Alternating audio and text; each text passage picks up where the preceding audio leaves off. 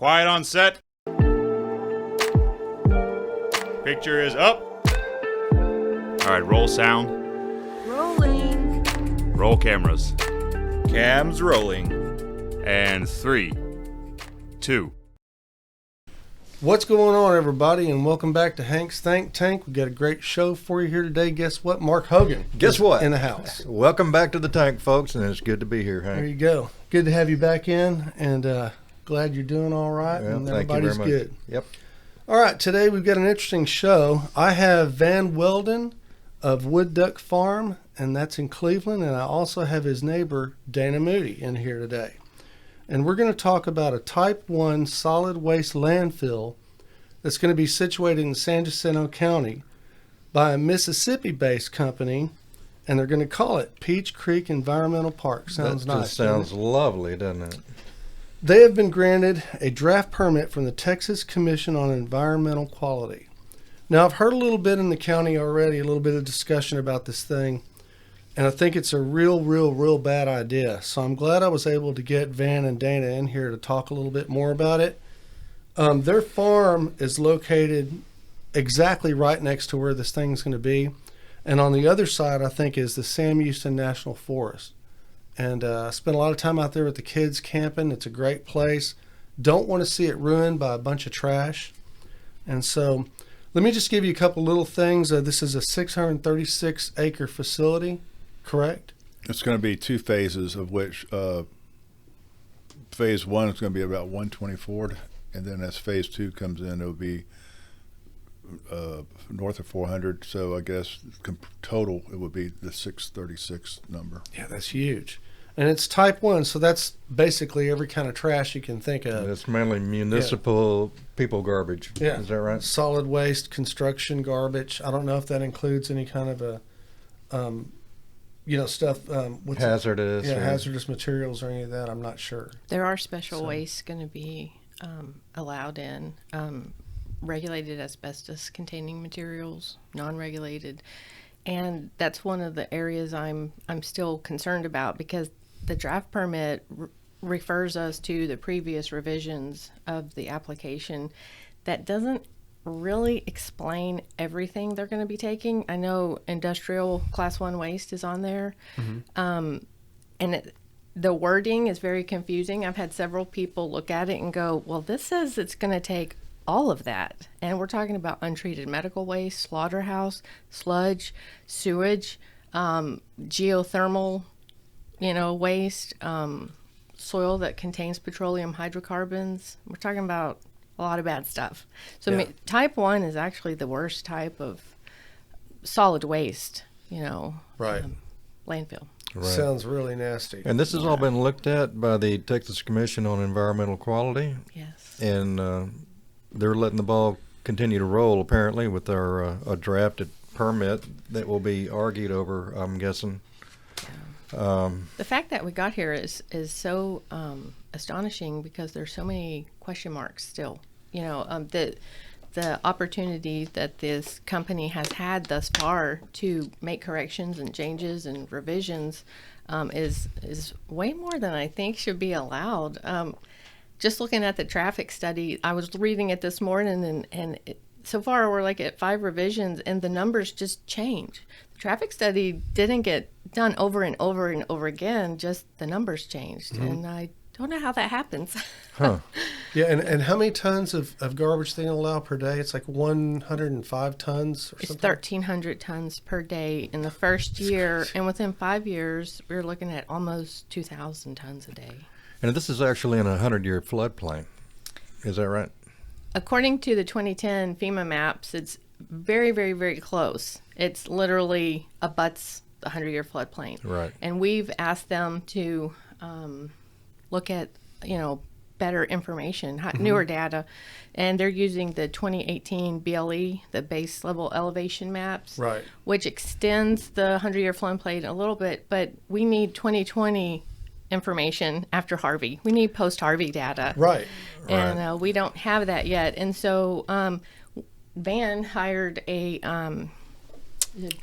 geophysicist, and he looked at all that, and he explained we all looked at this data that was more current, and the data is actually truncated in our area because there's just not a lot of information from the Sam Houston National Forest. I mean, when you're looking at, preserving homes and people's lives, you don't really look in a forest. Right. So there's just not a lot of data, but that's where those floodwaters will be coming from. Right. There's a huge, waterway that comes,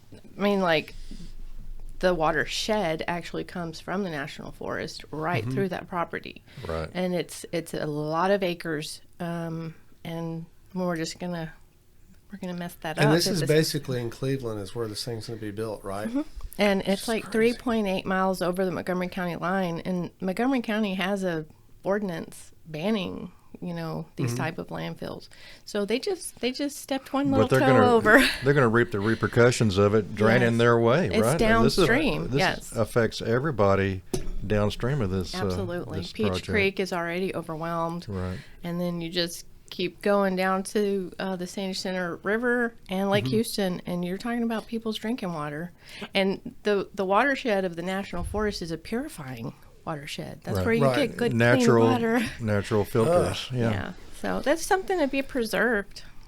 So just to clarify, the location is about maybe 6.5 miles northwest of Cleveland. Okay. And as far as putting it into perspective, we calculated the size of Minute Maid Park, and when this phase 1 and 2 are completed, it's going to be the equivalent of 18 Minute Maid Parks. 18. And it's going to be 185 feet tall, which would be above the tree line level. Oh, yeah. So they're not going to dig a big pit and dump it in there. They're Yeah, just they going are, to mound actually. it up. They're supposed to dig a big pit and Well, put it's a gonna be- liner in, correct? It's going to be 32 feet deep, and they are, yes, putting a liner. And they call it like cutting edge technology, but the technology has been around since the early 90s. So it's not like really, if they wanted to be cutting edge and do something totally environmental proof, they would include testing after the liner's installed to make sure that it hadn't been breached, because that's, from what we've learned, that's during the construction phase, you have bulldozers and excavators, that's where the liner can be tore. Oh, yeah. And so after you start putting garbage in it and then you find there's a problem or a leak, then it's more difficult and challenging to fix. Yeah, to remediate all that. Well, not only that, but I mean, if you fill it up with garbage for a few years and then we have a really nice flood that exceeds that floodplain level, I mean, where's all that going to go? I mean, it's going to mix and then just flow right out of that liner. Well, there's no way it's going to retain within that. Yeah, during our tropical storm Imelda, I think we received about 22 inches of rain, like in a 24 inches time period, which exceeds. And I'm not an expert at all this data and stuff, but they have these models that are projecting, the maximum amount of rainfall based on 25-year rainfall history, and it all sounds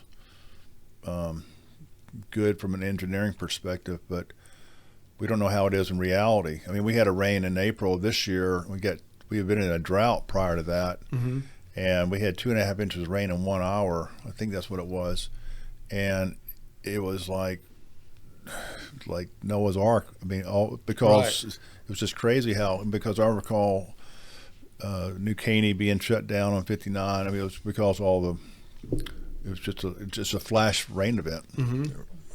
And so you said that this whole thing's going to be taller than the canopy of the trees too, correct? Well, that's what we believe. We had a drone flying, and we had the top of the trees at 56 feet, and we're thinking, or the permit says 285 feet above sea level, and then we are the elevation out there is about 100 feet. So take the difference is about 185 feet. So Wow. 185 versus 56. So there may be you can see the mountain Just Now, like you see down Yeah, there. and well, not only that, but you got to think of when it's up that high and prevailing winds coming through. I mean, you're going to smell it. You know, it's just going to stink.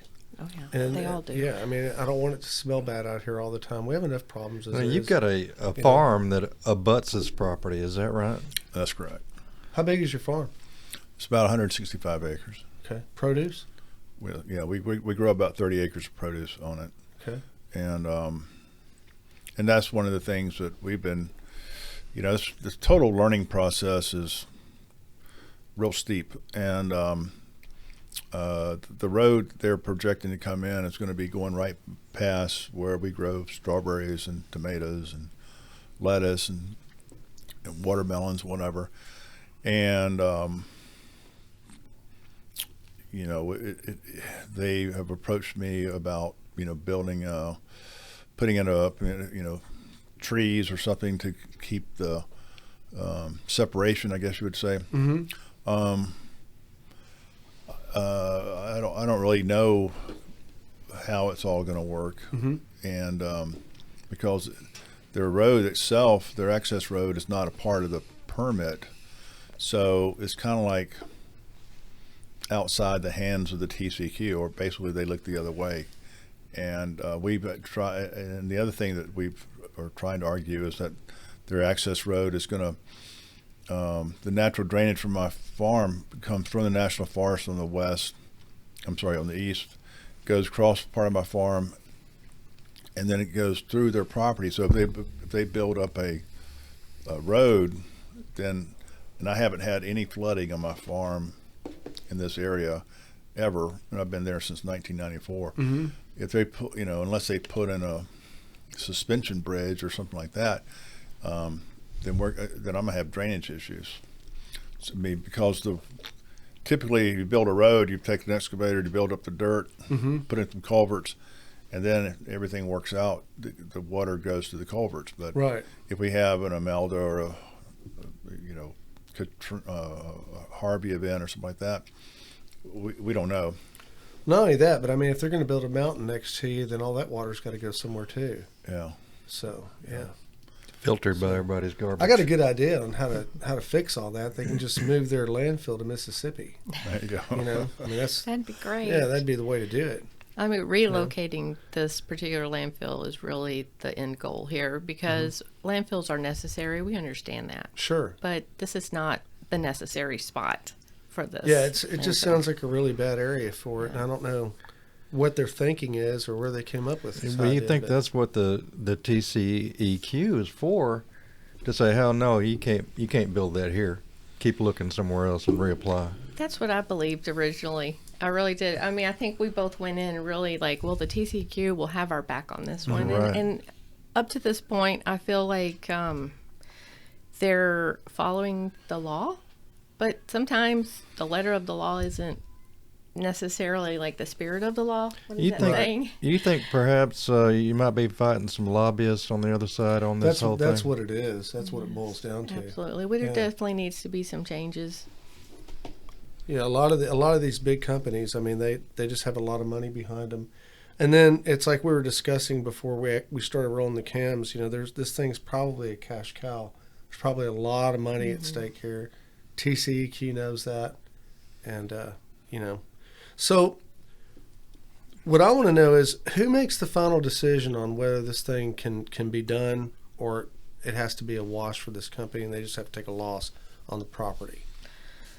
The TCEQ, the executive director, and the administrative law judges all, we're hanging in the balance in their decisions, whether or not, we can get contested case hearings, what their final decisions will be. But I don't have any hope that this thing will just go away. That's not the history of landfills. Right. Landfills usually go through. A lot, the burden is on us to get a contested case hearing, to do our homework, to pay for another traffic study, to pay for a geophysicist, a geologist. I mean, there's a lot that goes into it that we need to counter their information with our information. And like the traffic study, the counts were done in 2016. And that's okay. According to the TCEQ, that information is okay to use. So we need updated information, but a traffic study is not cheap. We need to hire an engineer. We need, there's a lot of things that, this is a predominantly low income area, and this is historically where landfills go. Because a lot of people can't fight this. They can't fight it. Do you know if any other entities have done traffic studies recently? I think the city of Cleveland has recently done a traffic study, and it may encompass your area as well. I don't know if it has or not. I don't know. This particular traffic study is very particular to the landfill. It's traffic counts on their projected route, not every route. So like Montgomery County, them traveling up 59 north to Fostoria, crossing over 105 to Fostoria Tram, that is not in the traffic study. And I have brought that up to my commissioners. I've brought it up to everybody. I've made comment upon comment about this, that this is not encompassing the entire truth. Those trucks, Sprint trucks, every day, I've sat out there, I've got videos of just Sprint trucks coming up 59, Fostoria, and then going left, going west on 105. They're going to keep going north. And, Ray Sullivan believes that will cost them time to take that route. Actually, that is the path of least resistance. And when you cross over those railroad tracks going north on Fostoria Tram, you're talking about homes that are right there, and our roads are dilapidated. All they do is put a little asphalt, cover on the holes. The entire area suffers from older infrastructure. Is there any way to possibly recruit the backing of an environmental organization like Sierra Club, Audubon, or something? Get some muscle on your side like that? Well, we have the backing of Sierra Club, but it's not a financial backing. It's just a attaboy type thing. Way to go kind of thing. Yeah. And I think from my limited experience in doing this, they're a national organization. They also have a state organization. They have their own budgets, and then we come into play and ask, or this landfill comes into view. I'm not sure, it's how viable it is to ask them for money, because they may have their own pet projects. And, we've talked to, there's some other organizations, one's called like the Texas Coalition for the Environment, and one's Environment Texas. And we just haven't really received we haven't received any financial support. But it's, I guess, going back to the thing that we were talking about, the traffic, to me, the listeners of this podcast who live in Montgomery County, at least East Montgomery County, they should be concerned about, it's down the road, but they're talking about 300 garbage trucks a day, and they got to go in and they have to come out. Well, they're not just going to be right there by my farm. They're going to be going down Fostoria Road partly. Some of it's maybe at the intersection at 105 and 59 by the Walmart. So if you drive through that area, your drive time is going to increase. And I've seen it here recently, just on, I think it's called Morgan Cemetery Road in Fostoria, when they have the flea market down the road. Right. It's like on a Saturday afternoon, it takes you 20 minutes just to get from 59 past Morgan Cemetery Road. So, maybe that'll all be fixed. They'll have a 4-lane road and red lights and all that stuff, but it's not going to be like just our problem in San Jacinto County. It's going to be anybody who lives in the area. It's going to be a big inconvenience. And then also think about it, school buses, this type of thing, kids waiting for their school bus.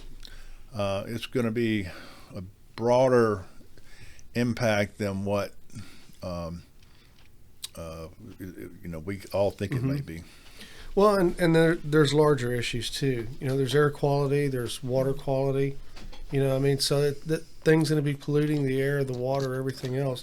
And then, I don't care what anybody says, it's going to get into the groundwater, and it's going to come this direction, and we're all going to pay for that. And, you know, I think Montgomery County has enough problems as it is with Colony Ridge and just the fact that we have issues with traffic already and with growth already. The last thing we need at this point is a landfill just to start trashing it up. You know? Yeah, especially if they're using the So- 2016 survey. So where are your local politicians in San Jacinto County on this issue? I mean, have you gotten any word from them on yes, no, they're going to support you, or?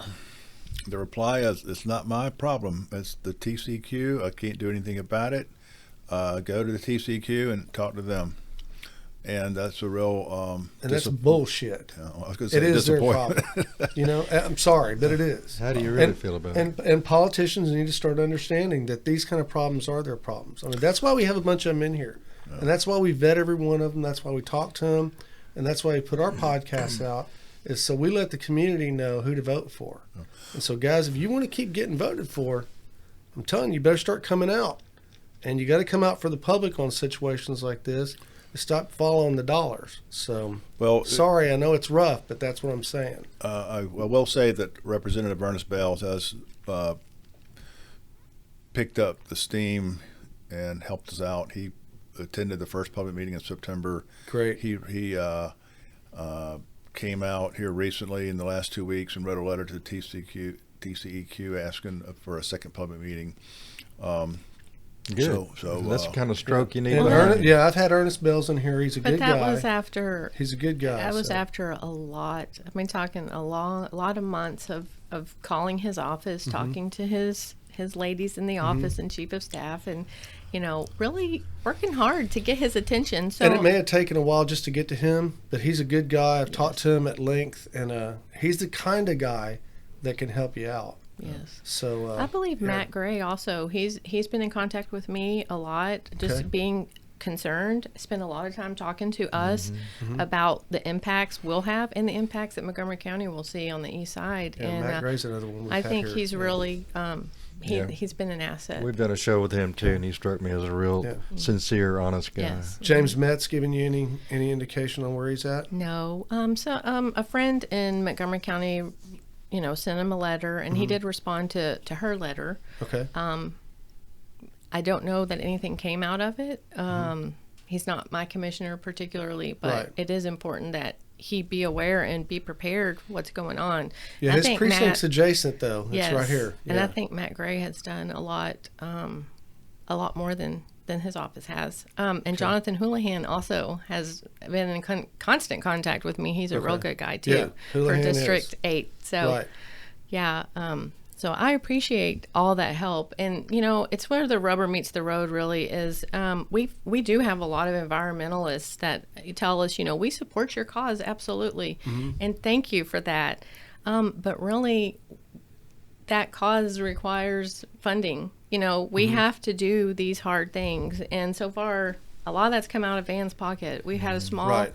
a very small GoFundMe account that went through in the first couple of months of getting some geophysicist help, you know, Okay. just to help us understand this permit, because, you know, I'm not a geologist.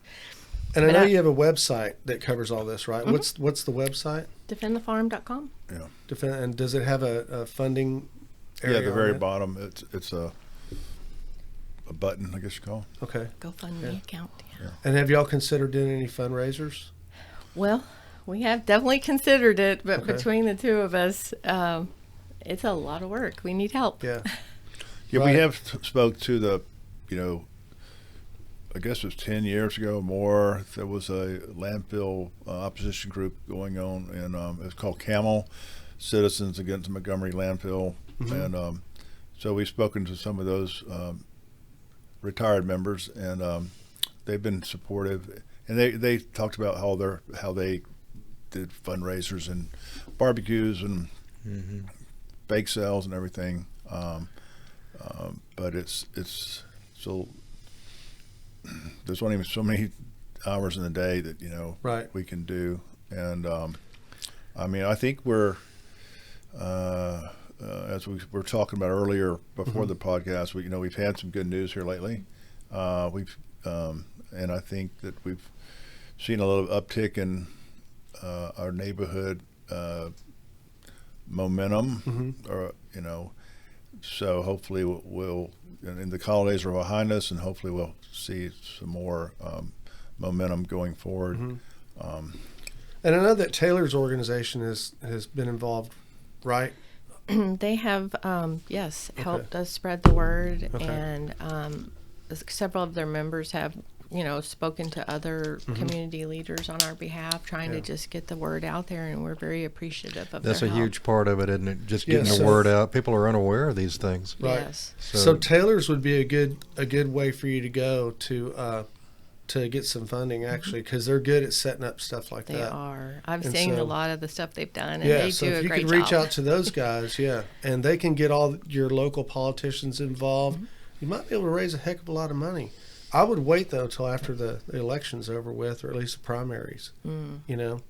But yeah, reach out to Alan Taylor and those guys and see if they can help you get something set up to do a fundraiser, a big one. And that should include Montgomery County and San Jacinto County and all the surrounding counties, because it affects everybody. Somebody who sees this, they don't have any power or stroke or anything, but they want to help. How can they help? Is the comment section time over with for dealing Public with this comments. thing? Public comments. To the best of our knowledge, it was supposed to end today, correct? But we have heard through Ernest Bales that we're getting a second public meeting. So I could assume that the comment period has been extended. That's the word, and from the TCQ, we don't know if their website's just, the TCQ website's just going to keep on being open, or if it's going to shut down until we get an official. They're very, being a state organization, they're into procedures. So, but we don't know. But hopefully Monday morning or Tuesday, if the website's still taking public comments, then we assume that it will be still open for the foreseeable And so future. that would be the place for the average person to go to that wanted to lodge a complaint. They go to the TCEQ website and look for public comments there regarding this landfill. Well, and if it's still open, they should be able to make one. Correct? and our website, defendthefarm.com, is it will educate the average citizen about the impact we believe of the U.S. forests or the Sam Houston National Forest. It will provide maps and overlays of the Jayhawker Creek, the 100-year floodplain. So, and also on there's 2 links where you can make a comment directly to the U.S. Forest Service and or the Texas TCEQ.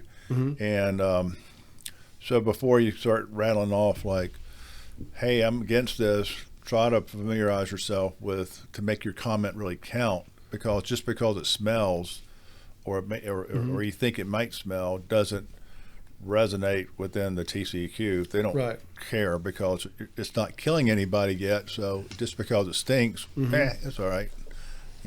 So I got you. And also contact local representatives, because the more public outcry there is, the more people that are talking, calling and talking about this. And, that lets your representatives know that, hey, people are against this. And thus far, it's broadly opposed. Right. I mean, I have not come in contact with one person who says, this might be an okay thing. Right.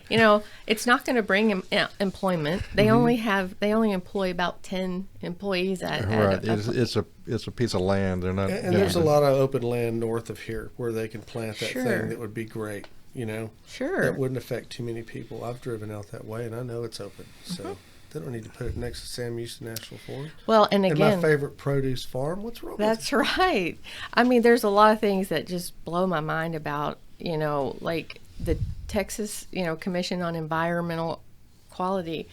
If you just listen to the words and then you look at where they're planning to put this, it's counterintuitive. Doesn't make any sense at all, yeah. No.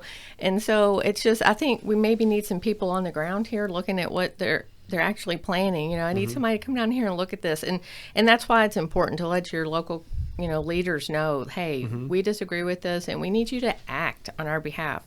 And I think David Brandon is a wonderful human being, and I pray for our leaders constantly. But I really feel like he could use his voice to oppose this. I mean, to actually oppose it and say, this is not good for Precinct 3 in San Jacinto County. Right. And the rest of our commissioners up there could say, it's really not good for San Jacinto County. Because it just really isn't. If you do the homework, and we've been doing our homework for a long time, I mean, I've devoured this information. I've been studying this, and it's just mind-blowing that this is not good. This is not a good thing. No, it's not. A necessary evil, but maybe not necessarily right there.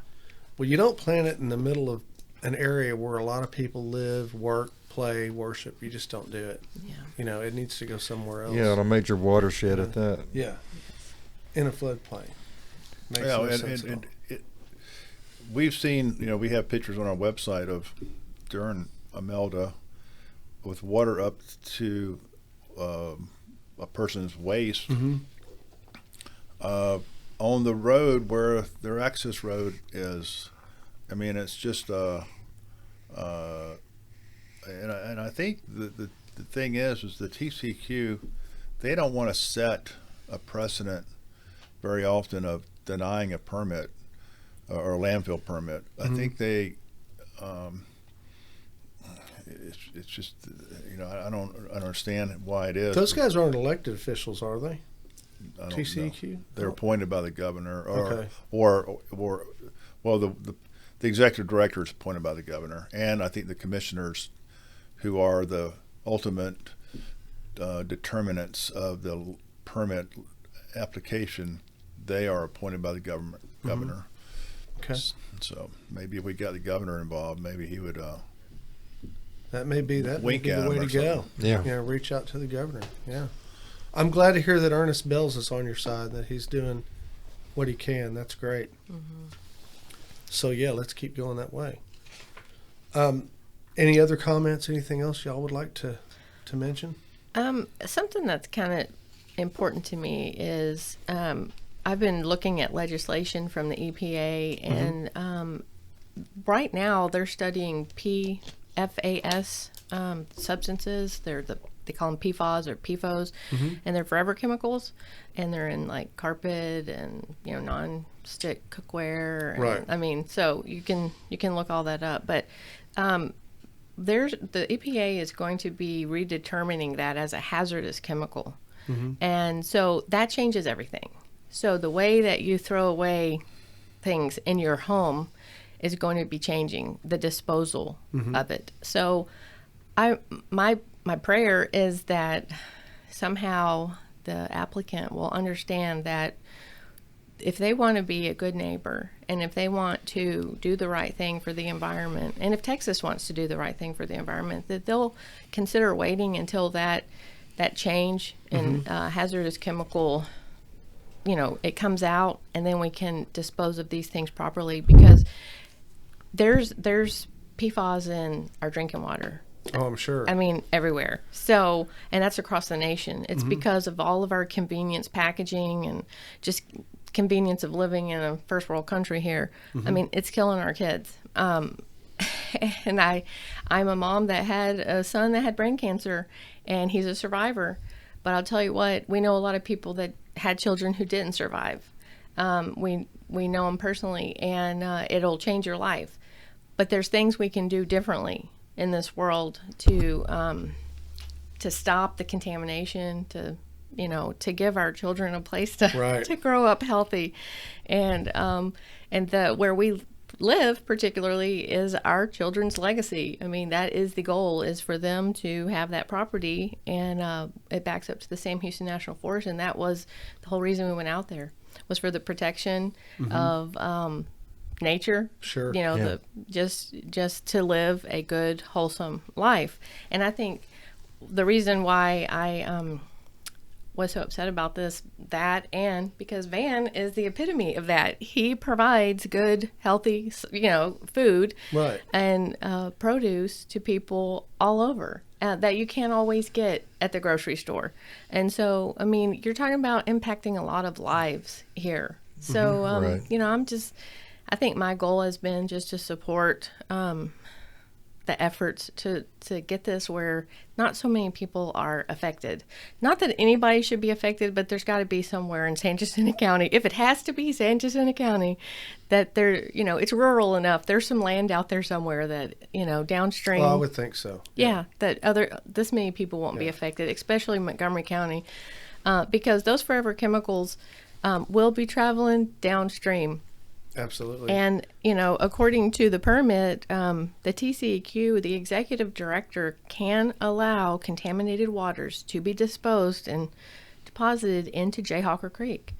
That will send it into Peach Creek. Like I said, just follow the watershed into the drinking water of Lake Houston.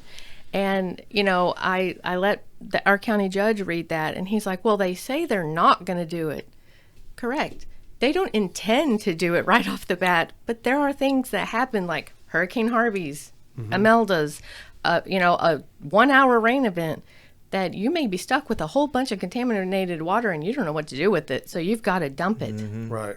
So, and that's going downstream. A lot of people out there are on well water too. Yeah. Yes. Yeah, that's. So what about the EPA? Is the EPA been involved in this at all? Well, I mean, the EPA is the federal umbrella of all this. So the TCEQ is the Texas commission here. So we follow, their rules and their laws, excuse me. But when the EPA determines something as hazardous waste, the Texas has to follow suit. Okay. So we really need that determination from the federal level. So let it trickle down here.